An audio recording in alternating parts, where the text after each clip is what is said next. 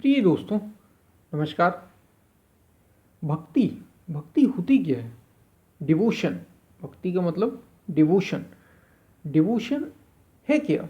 होता क्या है डिवोशन? हमने भक्ति कई प्रकार की हमने भक्ति सुनी है। जैसे आपने भी सुनी हो देशभक्ति, राष्ट्रभक्ति, स्वामी भक्ति, गुरु भक्ति। जैसे आरुणि की गुरु भक्ति हमने छोटे में ये छोटे में हम सभी ने कभी ना कभी पढ़ा होगा। आरुणि की गुरु भक्ति एक छोटा हिंदी में ये अध्याय था, ये लेसन था। आरुणि की गुरु भक्ति, ये गुरु की भक्ति है, भगवान। और ऐसी ही भक्ति कई प्रकार की जैसे हमने बताया होती। और सारी भक्तियाँ कुछ न कुछ आपके हृदय को पवित्र करने के लिए, आपके मन को पवित्र करती हैं। भक्ति का मतलब ये है, भक्ति का सीधा सा मतलब ये, जो आपको जिसकी आप भक्ति कर रहे हैं वैसा बना दे। जैसे आप देश की भक्ति कर रहे हैं तो जो वास्तव में देश की भक्ति कर रहा है वो देश ही हो जाए।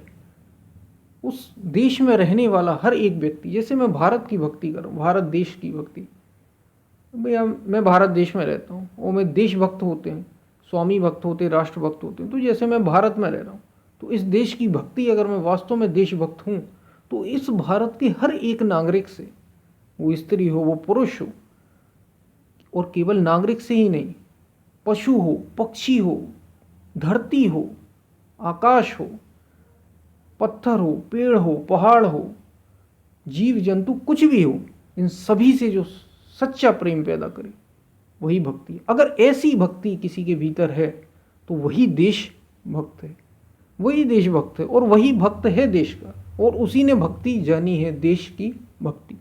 बस ऐसे ही राष्ट्रभक्ति, देशभक्ति, स्वामी भक्ति, अगर सच्ची आपने भक्ति की अपने स्वामी की, तो एक एक जो चीज़ स्वामी की वो आपके भीतर हो, उसका सुख आपका सुख, उसका दुख आपका दुख, ये सच्ची भक्ति। गुरु भक्ति, जब आप गुरु से एकाकार हो जाए, गुरु की एक एक चीज आपके भीतर हो, तो वो भक्ति है। ये सभी भक्तियां हमने सुनी है, लेकिन वास्तविक भक्ति का उद्देश्य है क्या? वास्तविक भक्ति क्या है? कि ये भक्ति, ये वही भक्तियां हैं, राष्ट्रभक्ति, देशभक्ति, स्वामी भक्ति, गुरु भक्ति।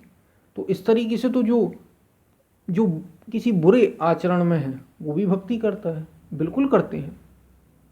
जो बुरे आचरण में, किसी बुरे आचरण की भक्ति करता है, आपने देखा कुछ ऐसे भी हुए हैं जो भक्ति कर रहे थे। बस बात यहीं पे आ जाती है, वो भी भक्ति है, लेकिन वास्तविक भक्ति का उद्देश्य क्या है? वास्तविक भक्ति होती क्या है? भक्ति वो है जो आपको पूरा कर दे। भक्ति वो है जो आपको पूर्ण कर दे। पूर्ण किसके लिए? जो आपको अपने आप में पूरा कर दे। जब आपके अंदर वास्तविक भक्ति पैदा होती, भक्ति एक आग की तरह है जो आपके सारे मन के, वास्तव में हम सभी जानते हैं कि आप एक, हमारे योगियों द्वारा, महापुरुषों द्वारा एक रास्ता निकाला गया। जैसे कई रास्ते हैं, ध्यान का रास्ता, योग का रास्ता, ध्यान, सांख्य योग, पतंजलि का योग दर्शन है, कई सारे रास्ते निकाले गए हैं, हठ योग, कई सारे रास्ते। वैसे ही एक भक्ति योग भी है, राजयोग, हठ योग, और भी कई सारे योग हैं, उन सब पे हम नहीं जाते। तो ऐसे ही एक रास्ता निकाला गया आपको पूरा होने का, आपको अपनी मंजिल को पाने का। वास्तव में हम सभी क्या हैं? या तो हम कभी किसी छोटी छोटी चीज़ों में फंसे हुए रहते हैं। हम सभी छोटी छोटी चीज़ों में, किसी न किसी चीज़ में फंसे हुए रहते हैं। संसार में हम फंसे हैं और उसी में हम दुख पा रहे हैं संसार में। क्या ऐसा नहीं है? थोड़ा सुख पाते हैं और उससे ज़्यादा दुख पाते हैं। क्या ऐसा नहीं है? ऐसा ही है। हम किस में उलझे? हम छोटी छोटी इच्छाएं करते हैं, परिवार की, पुत्र की, अच्छी नौकरी की, अच्छी पढ़ाई की, अच्छी बिजनेस की, धन की। तो जो धन की कर रहा है वो भी धन की भक्ति कर रहा है, जो पुत्र की कर रहा है वो पुत्र की भक्ति कर रहा है, जो पुत्र के लिए मरा जा रहा है। ये सभी भक्ति हैं। तो क्या ये भी भक्ति है? बिल्कुल है, लेकिन ये वो भक्ति नहीं है जो आपको पूरा कर दे। ये कहीं ना कहीं आपको आगे तक ले जाती हैं, आपका थोड़ा बहुत विकास करती हैं, लेकिन हमारा भक्ति का उद्देश्य है आपका पूरा विकास करना, आपको पूरा कर देना। इसलिए जब भी भक्ति की बात आती है तो एक शब्द हमारे दिमाग में ज़रूर आता है, भगवान।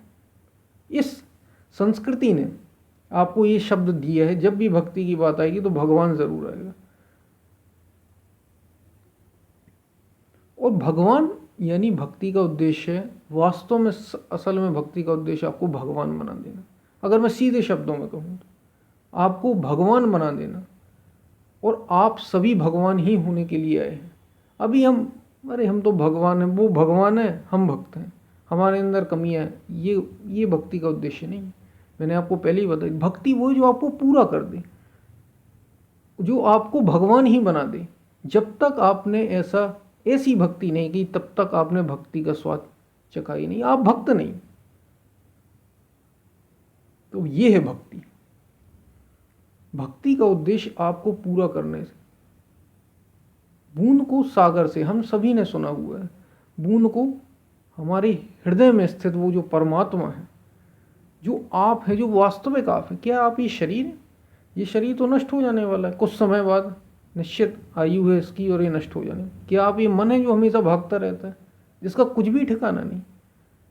आज ये यहाँ है, कल कहीं और है, आज इसमें कुछ और चल रहा है, कल किसी और के साथ है। और मन में कहीं ना कहीं कोई ना कोई इच्छाएं आती रहती हैं, जो आपको अच्छा या बुरा इसी में फंसाती रहती हैं। अब हमें ये चाहिए, अब हमें ये चाहिए, इसी की दौड़ में लगा रहता है ये मन। आप ये शरीर नहीं है, ये 5 इंद्रियां, ये सारी चीज़ें आप नहीं है, जैसा हमारे महापुरुषों योगियों ने बताया है ना। आप ये मन है। जब तक आप ये शरीर और मन है, तब तक आप इन्हीं चीज़ों में फंसे रहेंगे। आपने वास्तविक भक्ति को नहीं जाने। भक्ति वो है जो आपको परमात्मा बना दे, जो आपको इस अस्तित्व से एक कर दे, इससे किससे जो सब जगह व्याप्त है, इस ब्रह्मांड से एकाकार कर दे, वो है भक्ति। और तभी आप भगवान हुए। जैसे रामकृष्ण परमहंस भगवान है, बुद्ध कौन है? भगवान है। राम कौन है? भगवान है। कृष्ण कौन है? भगवान है। महावीर कौन है? भगवान है। तो जिसने अपने को पूरा किया, जिसने अपने को जाना, उसने भक्ति ही की है। उसने किसी ना किसी, भले ही उसने तरीका कोई भी अपना, योग का, ध्यान का, वो वास्तव में भक्त है। और अगर आपने नहीं जाना तो आप अभी भक्त। मीरा ने भक्ति की कृष्ण की, मीरा कृष्ण ही हो गई, एक हो गई, भक्ति है। सबरी ने राम की भक्ति की,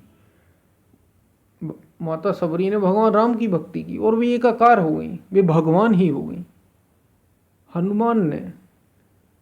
भगवान हनुमान ने श्री राम की भक्ति की, भगवान की भक्ति की। और आज हम उनको भी पूछते हैं, अरे भक्त भगवान से ज़्यादा पूजा जाता है। तो जब आप भी ऐसे हो जाएंगे, तभी आपने सच्ची भक्ति को जाना है। नहीं तो आपने भक्ति की ही नहीं, हो आपने भक्ति को जाना ही नहीं। वास्तव में ये जो त्रिगुणमयी प्रकृति, भगवान श्री कृष्ण अर्जुन से कहते हैं, अर्जुन, त्रिगुणमयी प्रकृति, सत, रज और तम, तीनों गुणों से अतीत होने पर ही कोई उस परमात्मा को पाता है, आत्मा को पाता है, या पूरा हो जाता है। और तभी आपकी सारी समस्याओं का अंत होता है। उससे पहले तो कभी नहीं। उससे पहले आप मन और शरीर की उलझनों में रहेंगे। तो भक्ति एक मार्ग है, भक्ति एक आग है, आपको वहाँ तक पहुँचाने की, आपके सारे कर्मों को जला देने का एक माध्यम है भक्ति। और जब आप ऐसा कर लेते हैं तो आप फिर, यानी आप भक्ति, और शुरू कैसे होती है भक्ति? हमेशा किसी वास्तविक महापुरुष जो अभी मौजूद हैं, जिसने उसको जाना, उस मुक्ति का स्वाद चखा, जो स्वयं भगवान हो चुके हैं, ऐसे किसी महापुरुष, ऐसे किसी योगी की भक्ति जब आप करते हैं, तो आप भी, जो खुद मुक्त हो चुका है, जो खुद भगवान हो चुका है, तो आप अपने अंदर उसको खड़ा करते हैं। भक्ति हमेशा द्वेष से शुरू होती है। दो होते हैं, एक आप होंगे, आपके भीतर अपना जो, आप ये शरीर नहीं, ये मन नहीं। जब आप अपनी ध्यान में बैठ के अपनी आंखों को बंद करते हैं और अपने इष्ट को, जो वास्तव में महापुरुष, जब तक आपको ऐसे कोई योगी नहीं मिले, गुरु नहीं मिले, तो आप भगवान की नाम की भक्ति करते हैं। राम की, राम नाम, कोई छोटा नाम, राम हो, शिव हो, ओम हो, ऐसे किसी नाम को लेकर भक्ति कर सकते हैं, उसमें डूब सकते हैं, उससे भी एक हुआ जा सकता है। वो भी एक तरीका है।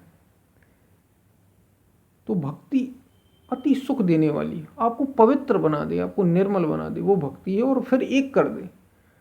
मैंने बताया भक्ति द्वेष से ही शुरू होती है। तो ऐसे किसी साकार रूप में भगवान को खड़ा करना, या उनके नाम से ही शुरू करना। द्वेष से शुरू होती है भक्ति, और धीरे धीरे वही हो जाना। बस यही भक्ति है। दो से एक हो जाना, यह है भक्ति का असली स्वरूप, यही भक्ति होती है। दो से एक हो जाए, धीरे धीरे आप वही हो जाएं जिसकी भक्ति आप कर रहे हैं। जब तक आप वही नहीं हो जाते तब तक आप भक्त हैं नहीं। और भक्ति किसकी, मैंने हमें बस जो मुक्त हो चुका है, ऐसे किसी महापुरुष, जो भगवान जो आपके भीतर बैठा है, परमात्मा जो अनंत है, हमेशा भगवान को अनंत कहा गया।